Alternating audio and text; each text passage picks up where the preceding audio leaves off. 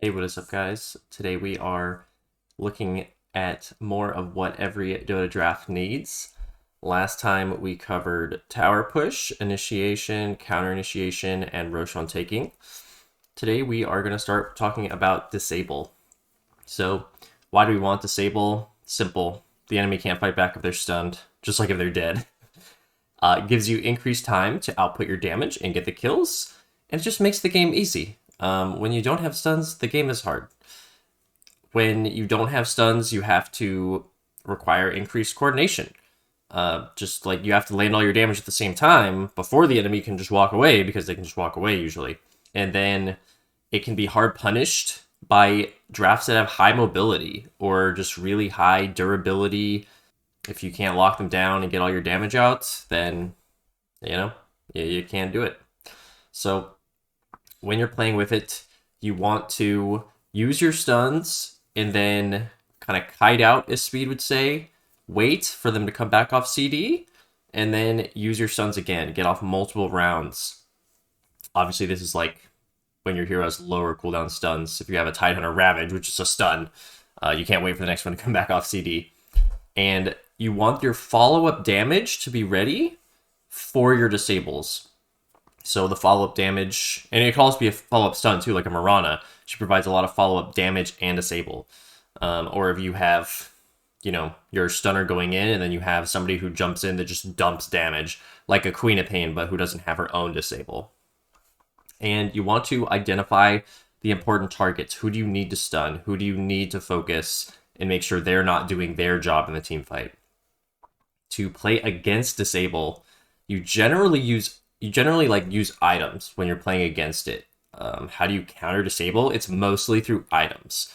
Lotus, BKB, status resist like Sange can be considered. I didn't put it in the slide, but a force staff. If your ally gets stunned and you can force staff them away, that prevents follow-up damage or stuns that are harder to land, or just any abilities in general that are hard to land from hitting your stunned person. So also really important.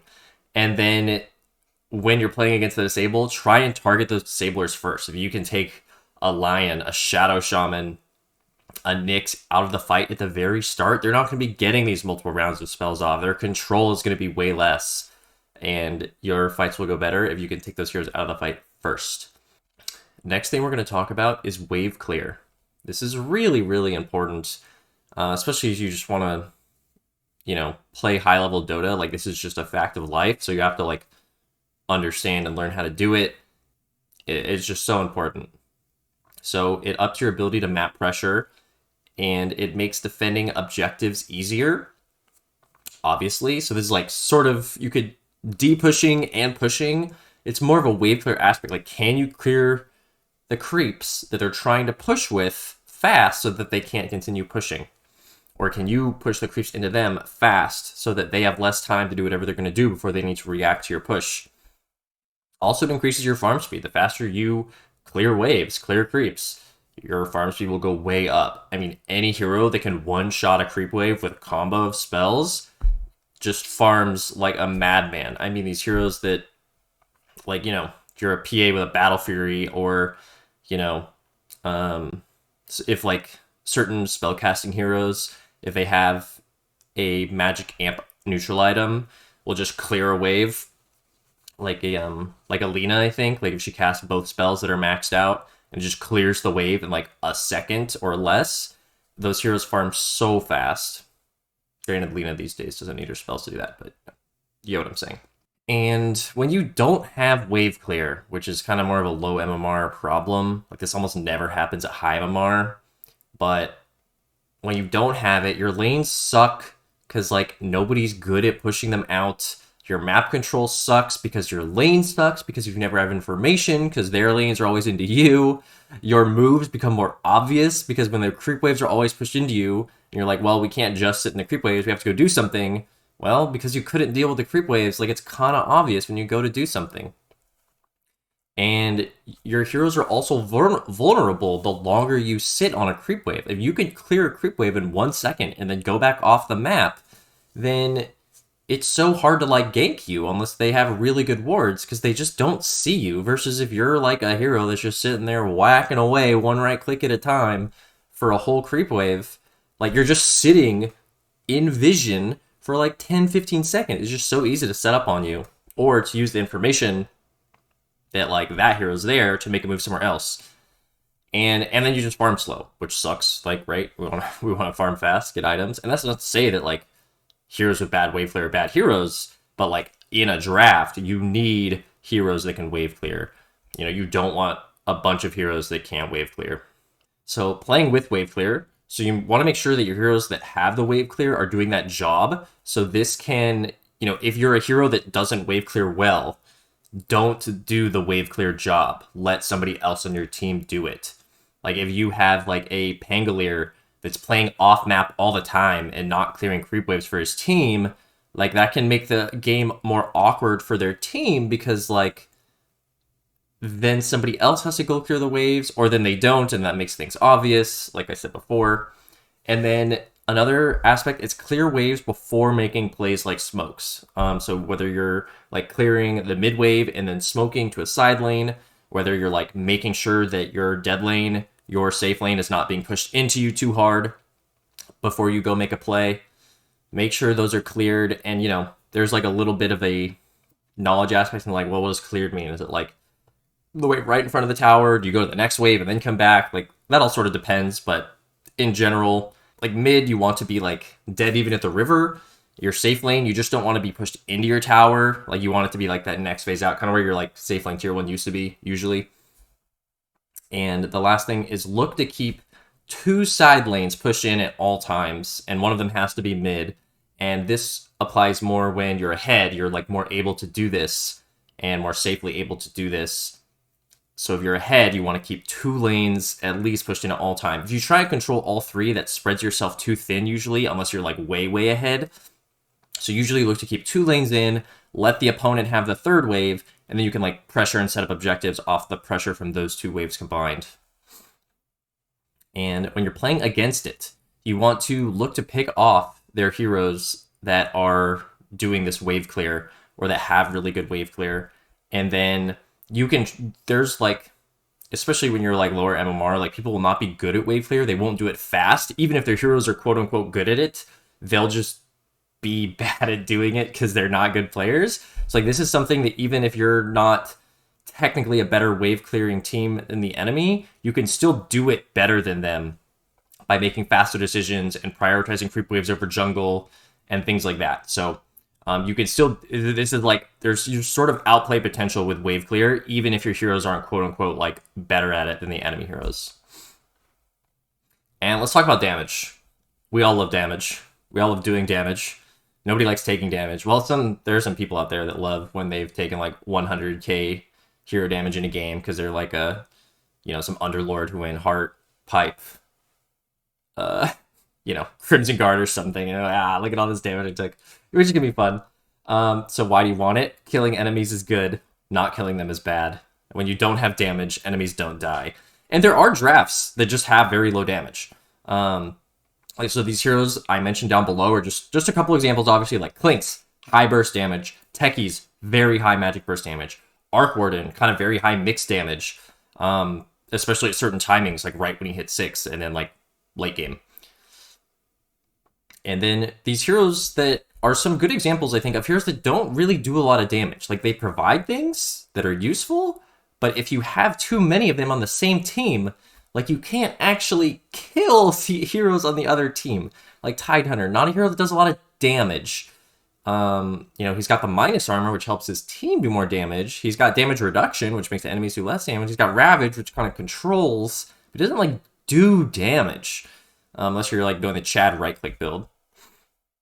You know, some of these supports, Omni Knight, Dazzle, more of these save type supports, usually they do not contribute a lot of damage. And obviously utility is important. Like, what they do is important, but make sure you don't, like, underdraft on damage. And a lot of times you can itemize to, like, cover for damage. Or, like, certain cores deciding their items, maybe your draft has less damage overall, so you need to itemize to do, like, higher damage, and maybe that makes you a little less survivable, but you might need to do it anyways, just to get kills.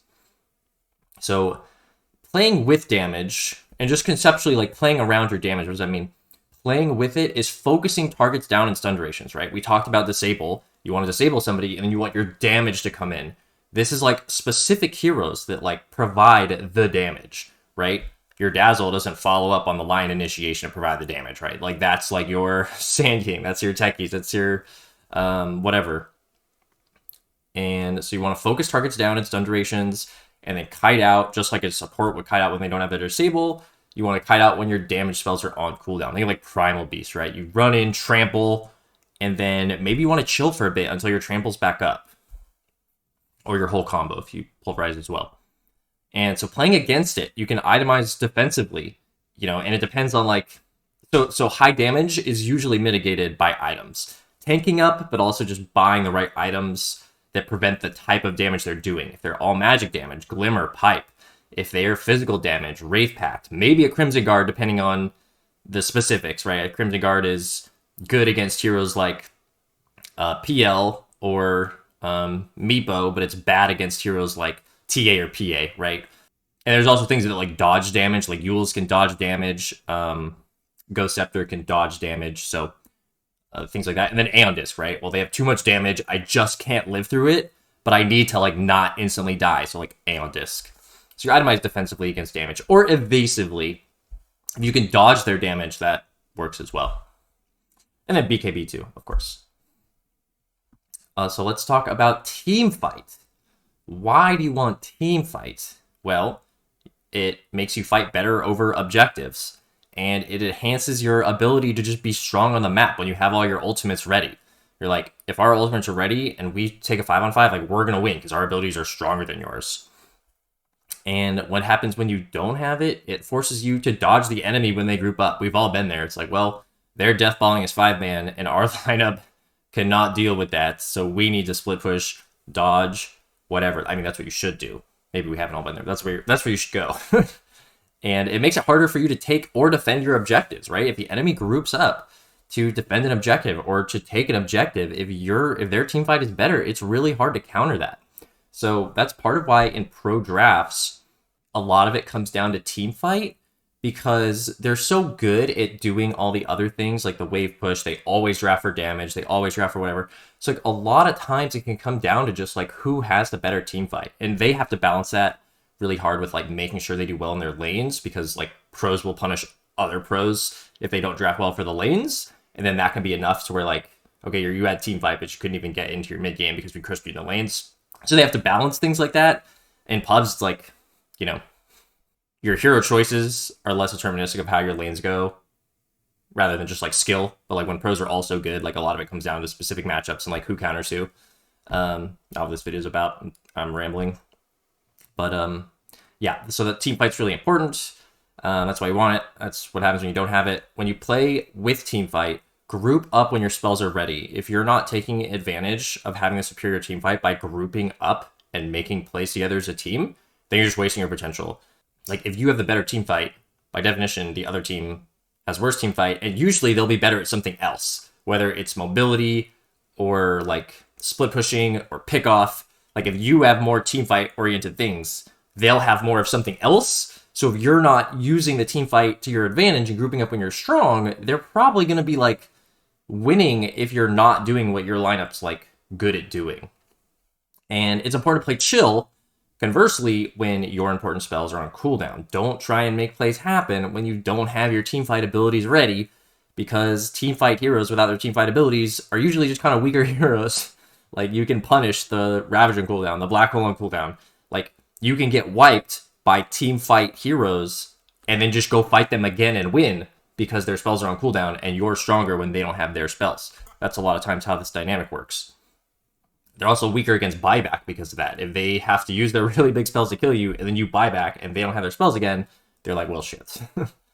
And playing against it, so look to keep the enemy split up. Don't let them group up. Like, they want to group up with their spells, or they should, so make sure they don't. Look to keep the enemy split up with lane pressure, wave clear.